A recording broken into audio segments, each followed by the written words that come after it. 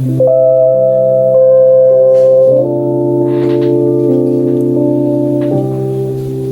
were some inequalities that we existed. Negroes belonged to what I call the 4 dimensions prior to certain decisions. When you went to the theater, you sat upstairs. When you went to ride a boat, you got in the bottom. When you rode a bus, you sat in the back. And when you rode a train, you sat in the front. So we were always placed in a dangerous condition or a dangerous position.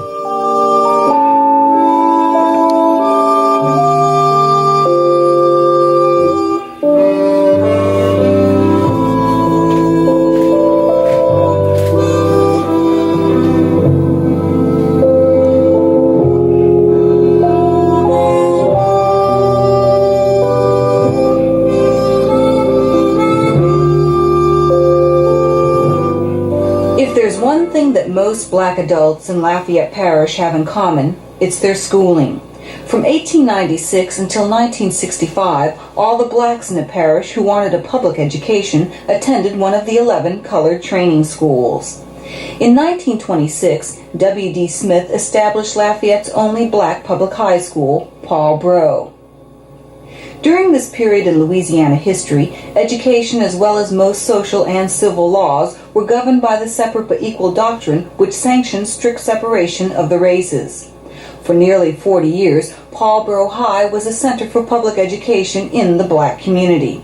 But even though the school was part of the parish-wide educational system, facilities and books were lacking and black teachers were underpaid. By 1954, the U.S. Supreme Court overturned the separate but equal doctrine, declaring it unconstitutional. 11 years later, the Lafayette Parish Board of Education was ordered to desegregate its schools.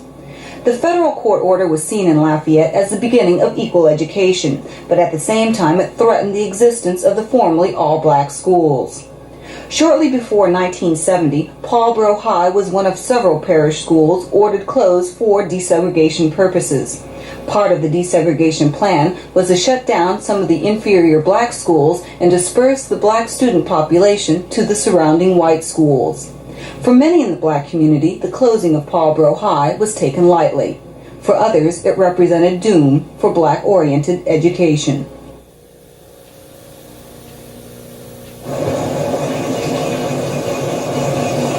The kids are adjusted so well to it. You know, it's not like, hey, she's black or she's white. I think they've adjusted quite a bit. Because I have a positive attitude about it, really, about the bus in itself. Would you want her to go to an all-black school? Well, if she was happy there, yes. If she was happy and I saw that she was well educated where when she graduated she could make it into college, then I would say yes. But other than that, no. 16-year-old Cassandra Bernard has been bused to school almost as long as she can remember. If she had been in high school 12 years ago, Cassandra would have been walking to Paul Breaux a few blocks from her home. But because desegregation closed the black high school, children in the old Paul Breaux district are forced to finish their schooling in high school several miles from where they live. Did you ever think about being bused over there, or that you were part of desegregation in Lafayette? Not at first, but after a while, you know, it became a hassle waking up in the mornings at around 6 and rushing to the bus stop and stuff and not having time to eat or anything. Cassandra attends Como High, located about 8 miles from her home in a predominantly white section of the parish just outside the city limits. Most of the black students who attend Como are bused to the school from the Paul Breaux area. The old Paul Breaux High is now a middle school, whose racial makeup is a little more than 50% white. The white kids are bused from the Plantation Elementary School area near Como High. The crisscrossing yellow school buses across the parish seem to symbolize the Lafayette desegregation success story. Almost all of the parish's public schools are now racially mixed. But the success in Lafayette's desegregation story is debated by many in the black community. I think the stage the case is at now is that, for the most part, people are realizing that we've been fighting for the wrong thing. And we're gearing up to start fighting for the kinds of things that desegregation theoretically was intended to produce in the first place. Such as? Well, equal access to the educational process. I think that was a theory initially. And I think what you're finding out now is that it's had the effect of doing just the opposite, and that is, for the vast majority of black kids, it's resulted in almost a total exclusion from the full educational process. The controversy in the black community over desegregation started when Paul Breaux was closed as a high school in 1970.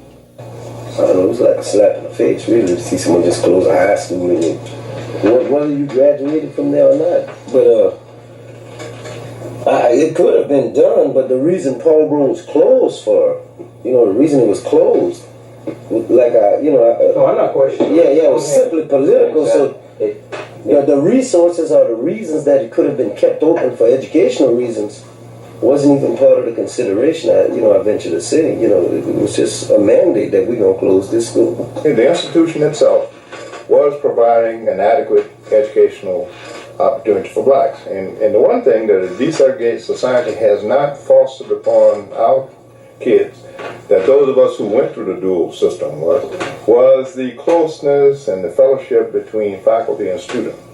And the black faculties in the separate but equal systems were insistent that you're going to learn in spite. And that in order to compete in this world, you've got to learn and you're going to have to be better. And we destroyed that. Or, let's put it, I'd rather say it was destroyed when we desegregated the system under the present program. The closing of Paul Breaux High School in 1970 caused a furor in the black community. Many people could not understand why their school was closed. The black students here were sent all over the parish for desegregation. In 1971, the black students who had been sent all over the parish band together to demand that Paul Breaux High School be reopened. All the black students from Paul Breaux, for the most part, had to attend Northside. And the year of 1971 was a whole new experience for everybody at Northside. And for the most part, the problems that blacks experienced there were problems of unfairness, inequality, lack of representation on the school's faculty. And I think it was the latter part of the school year in 1971 when a black coach by the name of Coach Moore, who was also a former coach at Paul Breaux, was either being dismissed or transferred to another school. And the black students looked upon this as another threat to them having fair representation on the school's faculty. A student demonstration complete with sit-ins and rallies started a protest that was to last through the end of the school year and on through the summer. When we did the sit-in, the school, the principal had all the doors in the gymnasium locked and called in some police officers and went in and talked to us and tried to, threaten us to go back to school. And when he began to say things like, well, if you don't get up and move from here, we're going to have you arrested and all. And when we began to see the police officers, we decided to march off the campus. The school board office was picketed. And as a result, when school opened the following year, in September, for the first time, a black principal was appointed. The student victory was limited. Paul Breaux was still closed. When the old black high school did reopen, it was used as a temporary elementary school, all 8th grade school, and finally a middle school. Much of the controversy over Paul Breaux had begun to die down until 1974 when the desegregation case was reopened. The federal courts wanted the Lafayette desegregation issue resolved, which meant further breakdown of the one-race schools. I think we all agree that that was part of the master plan to make all the schools majority white schools. And I think a number of people drew from this, who was it, Dr. Coleman, you remember the famous Coleman report that schools that had proportionally more, integration seemed to work best when blacks were in a minority. During 1975, Plan After Desegregation Plan was presented to the Board of Education and federal court. All of them were rejected, including one made up by a special task force of black and white citizens. I served as chairman of that 444 committee. It was basically a neighborhood school plan. It had, I don't recall the high school, I think we had two, one plan, maybe an alternate. where Paulboro perhaps was a high school. I don't really remember. This plan, including Paulboro as a school, with a particular zone and district as the other two city high schools, was using contiguous lines and zones. By that I mean using man-made lines or thoroughfares. It wasn't something that was drawn around, this little area. It was just a line that would, of course, it really, if you, I don't know, you'll correct me if I'm wrong, it was almost like it was really going to be similar to really what you would say a neighborhood school type thing, where the zone wouldn't have an island out there in the way, just one complete zone. Yes, I suppose it was rejected because it was not, at that time, the courts, they were looking at a plan where you'd have somewhat a balance between your black students and your white students in all the schools in the parish. And I think at that point, the plan had maybe, I'm just remembering, maybe 7 or 8 predominantly black schools. It doesn't mean they were 100% or 95%, but even 55% was rejected. So I think this is basically why it was disapproved. Don't you think that's kind of ironic? Because now with the desegregation and looking at your own figures, most of the schools now are predominantly white, where you'd have maybe a black population of 25%. I think at the most you have like 40%. I'm talking about the middle schools and high schools. So why would they rather have a predominantly white school than a predominantly black school? Well, of course, the whole intent was to just do away with your black and white schools as such. It was a matter of designing zones to utilize facilities to get the best racial balance that was possible within the system. The plan that was adopted called for more predominantly black schools to be desegregated or closed. This again caused a furor in the black community. We planned a one-day boycott of the schools and got all the black children to boycott, which I think was highly effective. But again, if you ask whether that was successful, the bottom line, I would say no. In each occasion, there was some give, but more to pacify, but definitely not enough to deal with the main causes of the discontent, basically injustices. The desegregation plan that was implemented in Lafayette is still in force today, with black parents and teachers accepting the plan because they have no other choice. Their main concern now is the effect of desegregation on Lafayette's black children. What black educators and parents are beginning to see worries them. Integration had not done, and part of the disservice that it had done was that we in Lafayette Parish, and I'm a member of the school board, we have not been able to produce and recruit and appoint a band director of a high school. And we have not been able to produce a head football coach. And we have not been able to produce an assistant superintendent. We have not been able to produce a black clerical person above the 3rd level of administration. We have not been able to produce, except in one instance, athletic director. And, these are the kinds of role models that I think black students need within the educational institution. Since we've integrated the schools, I have observed that blacks in general have been less competitive in academics. Large number of students, the average students, for different reasons. And I think one of the reasons has been teacher expectation. Whereas at Paulboro and some of the black schools that we have known, much more was expected of these children. But let's look at the majority of the black kids, the potentials that you have there. And they are all in special programs. Today you're talking about? Oh, yes, by all means, today. And I get frustrated about it. The special programs in the Lafayette schools place the students in above average, average, and below average classes. Board of Education statistics indicate the above average classes are predominantly white and the below average classes are predominantly black. To be honest with you, like, a lot of times the white kids are having problems, but the parents will see to it. They'll work with them, they'll get a tutor and see to it that the child makes it some kind of way or another. Whereas sometimes the black parents don't have time. See, they can't afford to hire someone to tutor their kids.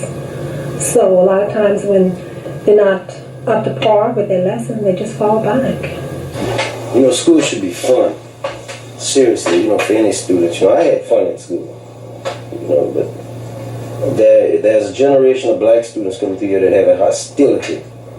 And it transcends another person or something. It's a hostility toward education. It's just like a mental death.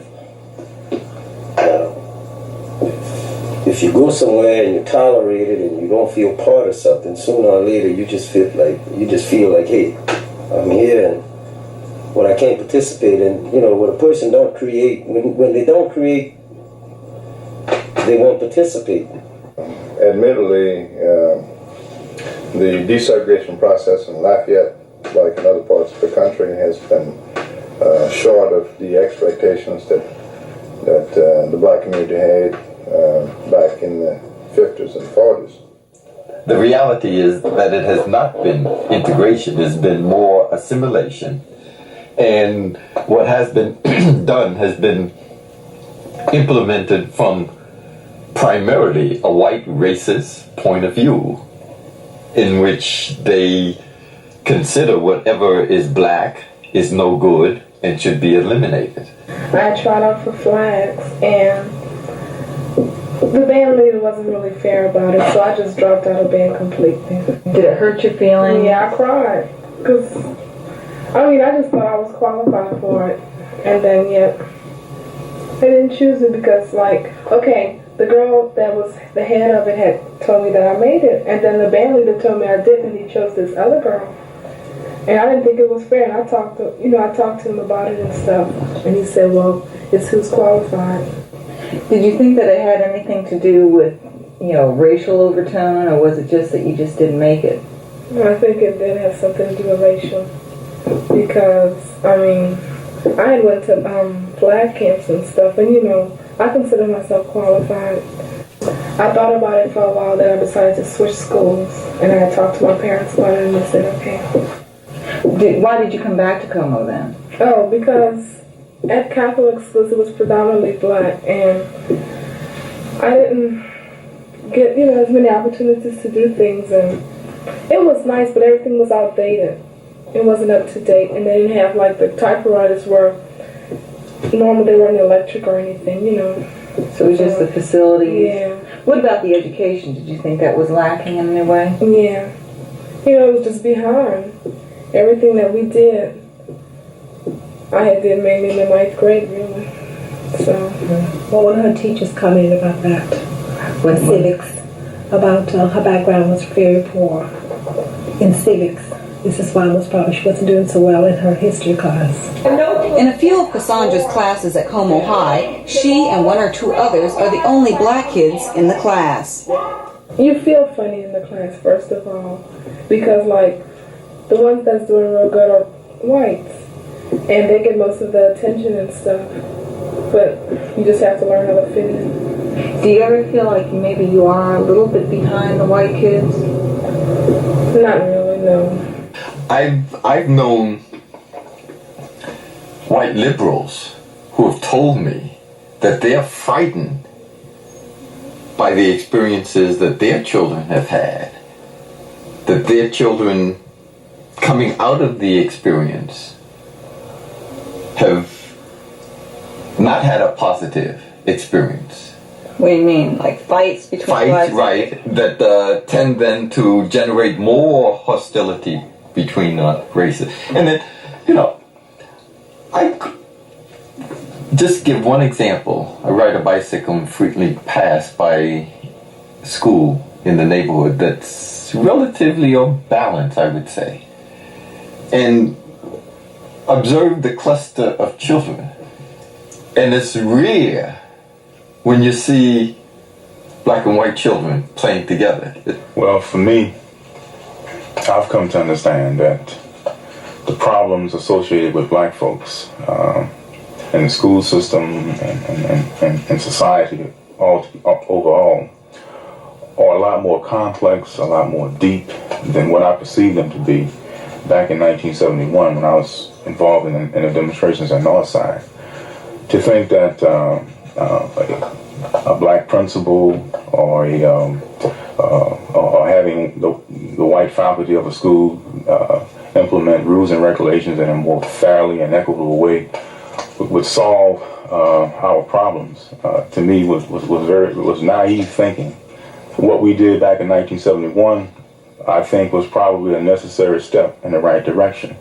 But to say that it solved whatever problems there is to be solved, I think would be a gross misstatement. Because there are some cases where you can have one kid living on one side of the street and another kid living on the other side of the street, and they attend school 15 miles away. It just hasn't worked. I think what everybody's saying here is that when we had black schools, black children were being educated. Everybody in this room is a product of a black education, a black school. Our kids today are not receiving that same kind of quality education. We have the books now, but they're giving us books for slow learners, or they're tracking us in non-college prep tracks. We're getting the education in the facilities, but what are we being educated for? And while there are some exceptions to the rule, I think the vast majority, from what I've seen and from talking to and from listening tonight, I learned a lot from listening tonight. It just hasn't worked. It was really insanity on our part to think that we could send our children to be taught by races and by sending them that they were going to change. For the most part, our children today are being destroyed. They're being sent into a hostile environment that constantly, in very insidious ways, tell them they're no good. They can't learn. And then we wonder why there's so many problems. I think that we have learned well, too, and that we have to learn that we have to become more astute politicians, that all individuals have to get involved, and that those of us who are in education have to be sort of demanding that we be involved in the decision-making process, and that those of us who are serving in certain capacities or in certain positions must man those positions, and that we must have the support of the entire black